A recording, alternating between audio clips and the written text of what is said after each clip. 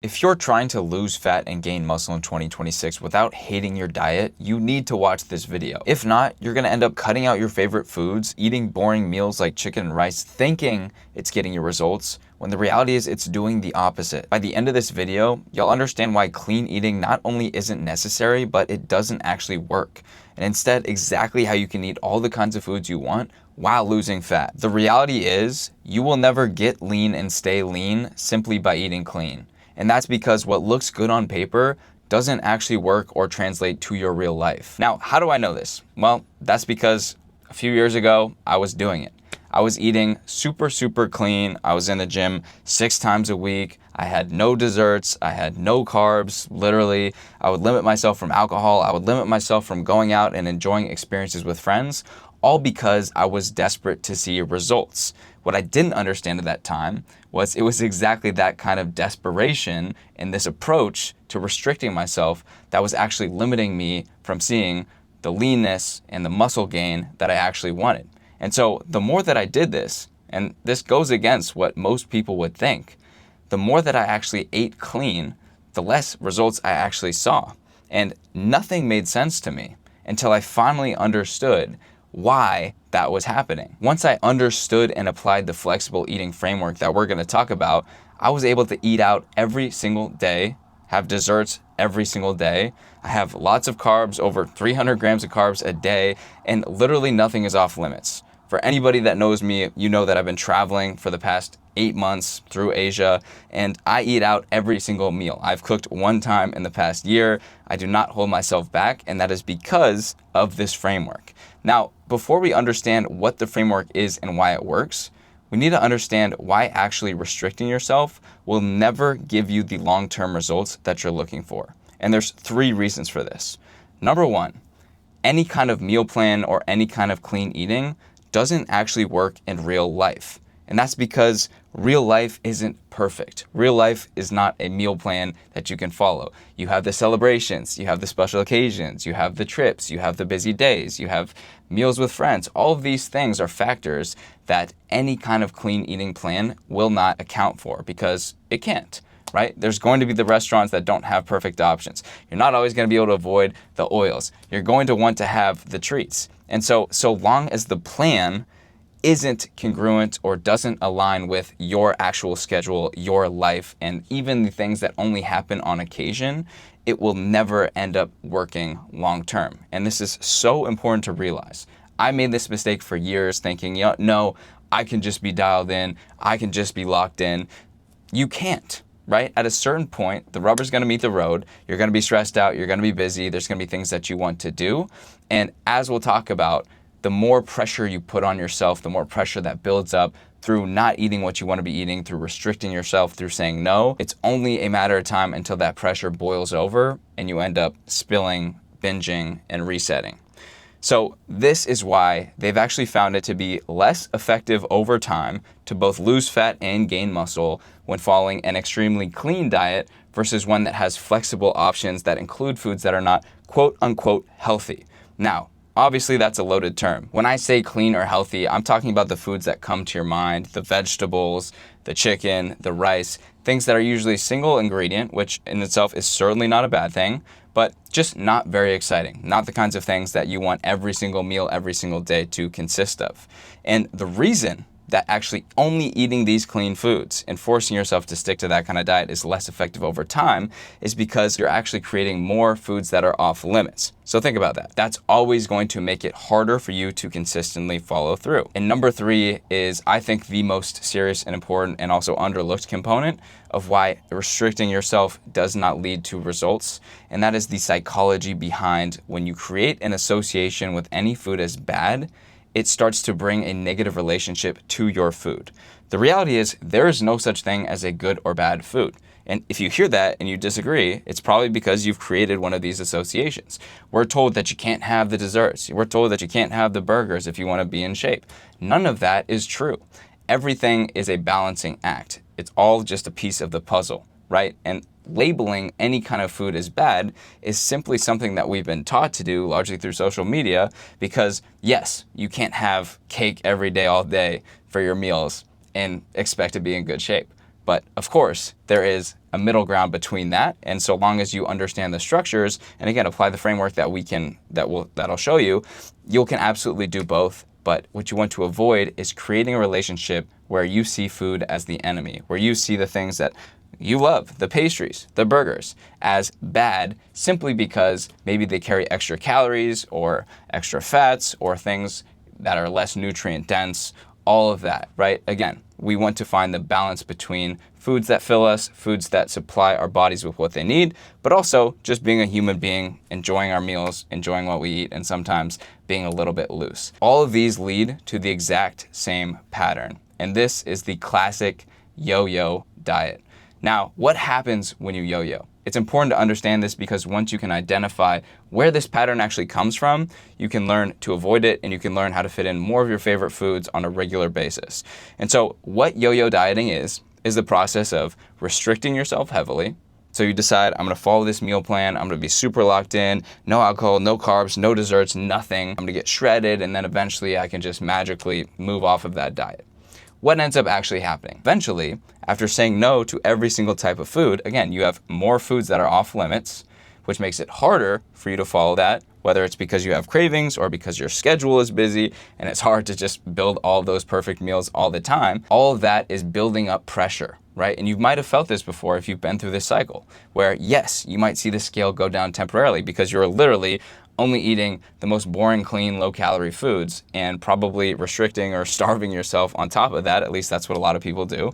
And so you have that diet, and then you reach this point where all of that starts to boil over. Maybe you finally let yourself go out and enjoy yourself on a weekend, and all of that pressure, like I mentioned before, all of that starts to build up and spill over. And as soon as you get the chance to have the cheat meal or have the drinks or indulge, you're going to, because who could blame you? We're human beings. When enough pressure builds up, think about a balloon, the more full it gets, the closer it is to popping until eventually it will. And so you have that experience, you binge, you let yourself go for the week or for the weekend, whatever it might be, and then you wake up in the morning and you feel guilty, right? You feel bad about it, and that's what leads to going right back to square one, where you force yourself to try to restrict yourself and eat clean, and you repeat that entire process again and again. The only difference is that every time you repeat the yo-yo cycle, you just get more and more frustrated because unfortunately, you're still spending that time and energy and effort. You're still eating all those boring meals 90% of the time, but it's that 10% where if you could just solve for something so that you didn't feel like you have to binge every few weeks or you didn't feel like you have to escape your diet, that you could actually stick with it long term. And if you get rid of that 10% because you don't feel like you have to, that's how you can escape the yo-yo pattern. This is the key to finally breaking the on and off cycle, to breaking the yo-yo cycle. It's understanding that it's not about doing 9 out of 10 things right. It's about finding something that feels natural to do 10 out of 10 things right. And so with a diet that you feel like you're forcing yourself to follow, it's just a matter of time until eventually you reach that breaking point, the fall off, and then you relapse. And it's this vicious cycle that I see so many people repeating, unfortunately, for years and years and years. So what can you do instead of just eating clean to still lose fat, gain muscle, and enjoy all of your favorite foods? Well, I'm gonna show you in 3 steps. Number 1, you can eat any kind of food and lose weight. You just need to understand and focus on what actually matters. All you really need to know, and this is what I'd recommend for most people, is just to focus on calories and protein. You need at least 0.8 grams of protein per pound of your body weight. Okay, you can do the calculation. 0.8 times your body weight, that's how many grams of protein you need on a daily basis. And number 2, you need to be in a daily calorie deficit. For fat loss, I recommend being in no more than a 500 daily calorie deficit. Past that point, you're going to get more of the negative side effects, things that are gonna affect ultimately, your mood, your hormones, your energy, all of those things, where the reality is you could just consistently stick to this and still lose a significant amount of fat every week and every month. So you're focusing on calories and protein because at the end of the day, all that matters is that you're in a calorie deficit and that to maintain or increase muscle, you're getting enough protein, right? That could come from, yes, only chicken, rice, and broccoli, or it could come from a more diverse group of foods where some of them are cleaner foods and some of them are the foods that you enjoy. But the way that you unlock that flexibility is by understanding your macros. And this doesn't have to be complicated. It's actually very simple. all you need to do is, we live in this day and age where you have all these incredible tools that are absolutely free. You can use ChatGPT, you can use tdecalculator.com. These are things that are going to give you an estimate for your macros. So what you do is you basically tell it everything about yourself, your age, your body metrics, how active you are, as descriptive as you can be. And it will basically give you a number which is designed to be your maintenance calories. Your maintenance calories is how many calories you can eat every day. And if you eat that amount of calories, you will stay the exact same weight. You will maintain, right? If you eat under that, you can expect to lose fat. If you eat over that, you can expect to gain fat. So whatever tool you decide to use, it's up to you. What I would say is just take everything with a grain of salt. Nothing's going to be perfect. Nothing's going to be completely personalized to you, especially at the beginning. So take that number, subtract 300 to 500, because that will be taking your maintenance and putting you into a calorie deficit, and do your best to eat that many calories while hitting your protein, and measure yourself week over week with a scale and with photos of yourself, and just notice what changes are happening. Now, if you don't see anything happening or you don't see positive things happening, you can adjust that by 100 to 200 calories every 2 weeks or so, and that should get you ultimately to a place where you're getting the right rate of fat loss without losing muscle, and you'll know your macros. Now, once you know your macros and you're focusing on the things that matter, which are calories and protein, you've earned yourself a really good spot, because this gives you a position where you can say with absolute confidence whether or not you're making progress. You may not hit your targets, but it is a great feeling to know at the very least that you're in control. This is what a lot of people miss, is they think, I'm intuitively eating, I feel like I'm eating pretty healthy, but unless you actually know your macros and know where you're arriving, how close you are to your targets, and you're being honest with yourself, then it's just a guessing game. And what I don't like about that personally is that I want to know, if I eat certain foods, am I actually expecting to lose weight? Am I actually in a calorie deficit? Because that gives me peace of mind. And as we'll see, once you have your macros, then you can play the calorie game. Now, what I recommend anybody do is to start thinking about your calories like money. Now, what do I mean? Basically, you have a daily budget in real life. It may not be something that you know the exact figure of, but generally speaking, you know, okay, I probably should or shouldn't spend this amount of money. I shouldn't spend over this amount, right? The same way that you have your maintenance calories, which you've calculated through one of these free tools. Now, those are basically your baseline. Again, if you spend your daily budget, you won't save money, but you won't lose money. If you hit your maintenance calories, you won't gain fat, but you won't lose fat. And so the first thing that we have to do in life and with our calories, it works the exact same way, is you have to pay off your expenses. And so what those are in real life, it's the rent, it's the insurance, it's not really the fun stuff, but with your calories, it can be a little bit more fun. These are the things like your protein. Again, you have to get 0.8 grams per pound of body weight, and you have to get some amount of carbs and fats. You don't want to be deficient in any macronutrient. That's why they're called macronutrients, because your body needs all of them to work functionally, to work regularly. And so you want to work first on paying off your expenses. You want to make sure you can hit that protein, and you want to make sure you're getting some carbs and fats every day. Once you do that, now, just like your budget, once you've paid off your expenses, you have extra money saved up, and you get to choose how you spend it. But you don't want to go just free for all, spending it willy-nilly, right? There are things in your life that you probably could buy, but you decide not to just because you know it's probably not the best idea, right? It's long-term not going to be something that's worth the value. And there's something really key in that, because it's the same thing with your calories. You want to buy things on sale. And what I mean by that is, imagine you're at the clothing store, right? You could get a 2-for-1 with the same t-shirt, or you could go to a designer store and buy something way more expensive that costs more than both. Now, again, if that's your thing, then save up for it and go ahead and do it. But for most people, right, you can recognize the value in getting more of something for less. Now, with your calories, a lot of this is going to come down to your food and meal selection. So what that means is you want to focus on things that are, again, high protein. Why? Because that's going to help you pay off your expenses. That's going to help you reach your protein goal sooner.